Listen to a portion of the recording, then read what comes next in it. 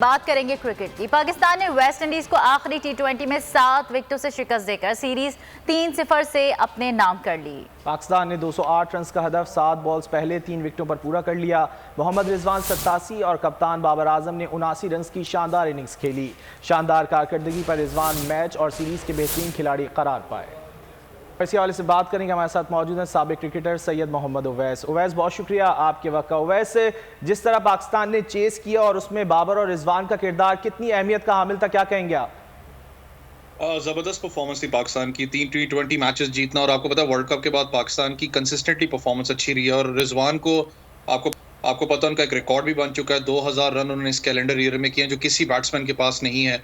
और पाकिस्तान ने कल एक और भी रिकॉर्ड अपने नाम किया, वो ये था कि पाकिस्तान ने जो मैच है वो जितना बड़ा स्कोर था उसको चेज भी पाकिस्तान ने किया, बड़ा टोटल था पाकिस्तान ने चेज किया। तो पाकिस्तान के अच्छे दिन है T20 के अंदर। और जो बात हमेशा हम करते आए कि ये स्क्वाड आपको अब नजर आ रहा है कि जो कि डायरेक्टली जा रहा है T20 वर्ल्ड कप के लिए, जो कि ऑस्ट्रेलिया में खेला जाना है। और अच्छा कॉम्बिनेशन आपको लड़कों का नजर आ रहा है, खास करके आप मोहम्मद रिजवान की बात करें, बाबर की बात करें, फिर बॉलर्स आपके पास ऐसे मौजूद हैं, शाहनवाज दानी हैं या अपना वसीम जूनियर हैं कि बेंच लाइनअप भी आपकी स्ट्रांग है। बस थोड़ी सी एक चीज होती है, खास करके जब आप उस्मान कादिर को देखते हैं, तो कि उस्मान कादिर एक ऐसा प्लेयर है जो कि उसको आप बिल्कुल भी चांसेस, मैंने देखा कि आप अभी रेगुलर बेसिस पे आप नहीं दे रहे। आपने उसको बेचारे को बाहर बिठाया हुआ है। मुझे ख्वाहिश थी कि शायद उसको खिलाया जाए, क्योंकि एक तो पाकिस्तान की कंडीशन है, यहाँ पर ही आप अपना जो न्यू प्लेयर हो उसको आप ट्राई करते हो किसी भी कॉम्बिनेशन के खिलाफ, क्योंकि ज्यादा होती है लड़के को आप बाहर किसी ओवरसीज कंडीशन में लेके जाएं, वहां पर जाके आप ट्राई करें। वैसे आप समझते हैं कि शादाब की मौजूदगी में उस्मान कादिर को खिलाया जा सकता है? शादाब जो है अच्छी बैटिंग भी कर लेते हैं। नहीं, आपकी बात ठीक है, मैं नहीं कह रहा कि शादाब को आप ड्रॉप करें, लेकिन देखें जिस वक्त आपकी टीम एक कंसिस्टेंटली मैचेस जीत रही होती है ना, तब आपको कहीं ना कहीं चेंजेस करनी पड़ती हैं नए लड़कों को चांस देने में। वाइस कैप्टन है शादाब खान, सारा कुछ है, लेकिन जब आप 2 T20 मैचेस जीते होते हैं ऑन द ट्रॉट, आपने ऑब्वियसली रैंकिंग अपनी अच्छी करनी होती है, लेकिन आपकी कोशिश होती है कि एक मैच में हम नए लड़के को चांस दें ताकि हमारी कॉम्बिनेशन बेहतर बने। देखें ना, आपके पास वर्ल्ड T20 के लिए 6 महीने बाकी हैं। आपका ये कॉम्बिनेशन अल्लाह करे कि यही कंसिस्टेंटली परफॉर्म करे और वर्ल्ड T20 तक जाए।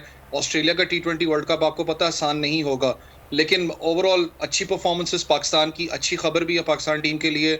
और जो ड्रॉप इन पिचेस भी पाकिस्तान क्रिकेट बोर्ड लेके आ रहा है पाकिस्तान क्रिकेट को अच्छा करने के लिए, जो हमने ऑस्ट्रेलिया खेलने जाना है, तो मैं कहूँगा काफ़ी फ्रूटफुल है पाकिस्तान की। अच्छा वैसे अगर बात की जाए, ओपनिंग का काफ़ी अरसे मसला रहा पाकिस्तानी टीम को। अब अगर खास तौर पर बात की जाए T20 की, तो आप समझते हैं कि रिजवान और बाबर जो है वो बेस्ट चॉइस हैं और फ़खर को जो है वो वन डाउन ही आना चाहिए? देखें, बाबर आजम और रिजवान, जिस आपने कल रिजवान को भी देखा होगा, रिजवान ने एक बात की कि मुझे कंसिस्टेंटली जो है मुझे नंबर 1 पोजीशन दी गई पाकिस्तान टीम की तरफ से, और मैं उनको अप्रिशिएट भी करना चाहता हूँ। बैकअप भी किया मैनेजमेंट ने, और अच्छी चीज़ होती है जब आप बैकअप करते हो अपने लड़के को।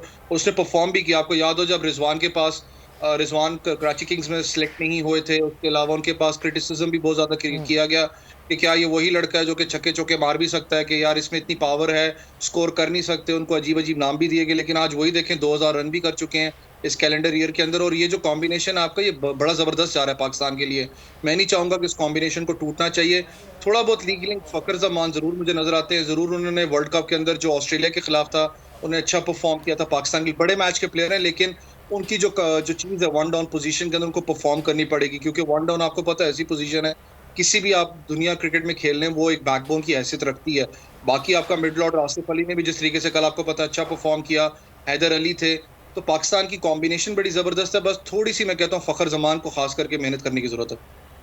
ठीक है। अच्छा वैसे जिस तरह की परफॉर्मेंस रिजवान दे रहे हैं, जैसा कि आपने भी कहा कि 2000 रन भी मुकम्मल कर चुके हैं, उसके बाद आपको लगता है कि सरफराज का चांस बनता है अब टीम में?